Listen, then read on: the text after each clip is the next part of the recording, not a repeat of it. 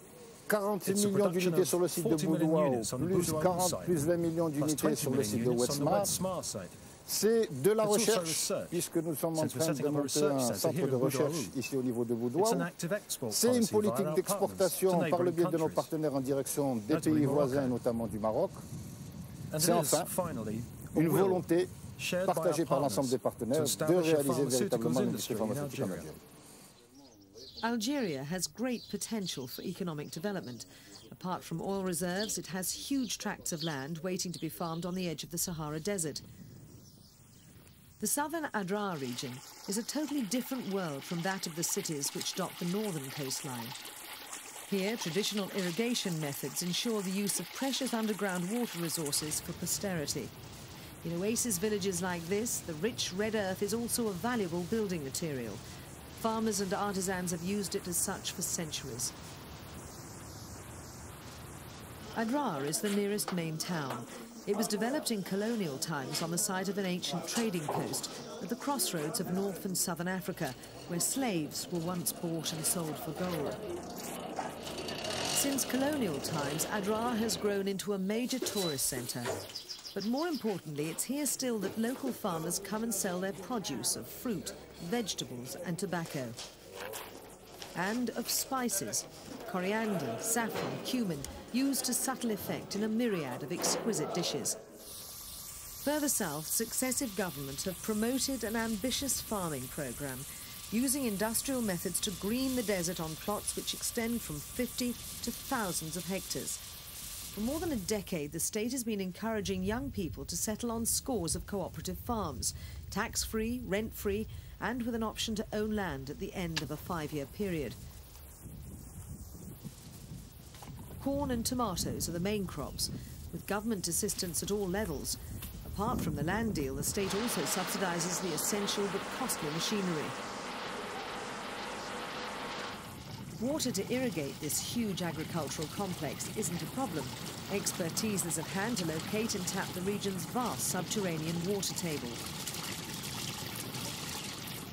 Most of those working here are young people in their mid or late 20s.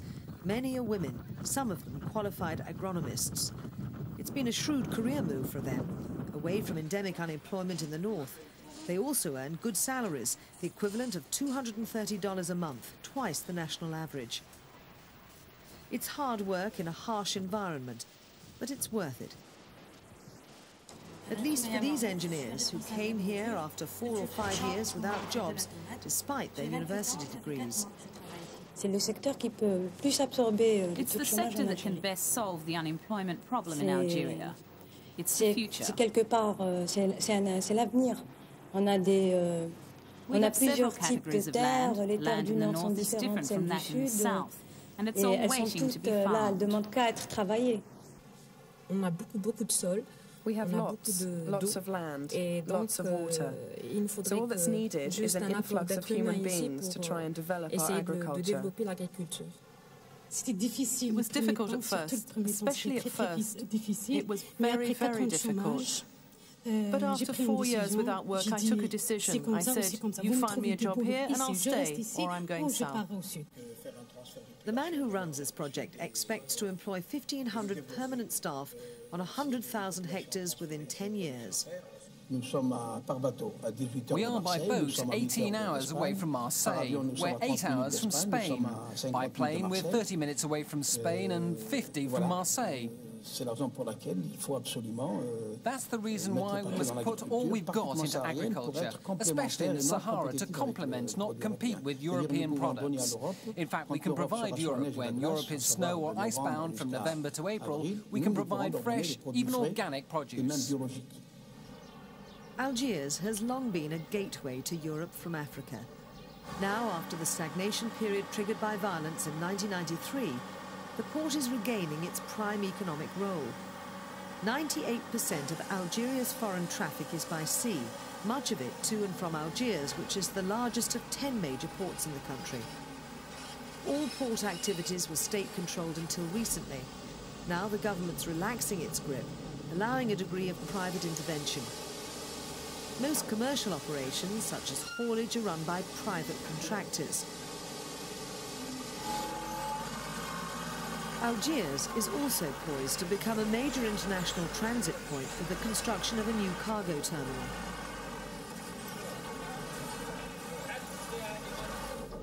The fishing port was built in the 16th century during the Ottoman domination, and the original site has retained some of its traditional functions and character.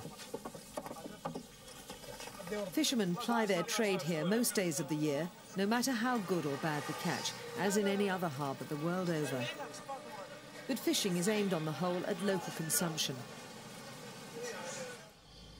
The national and international destiny of Algeria, provided peace and democracy prevail, lies undoubtedly in its huge agricultural and trading potential. Both North and South have much to gain from stronger economic links with Europe.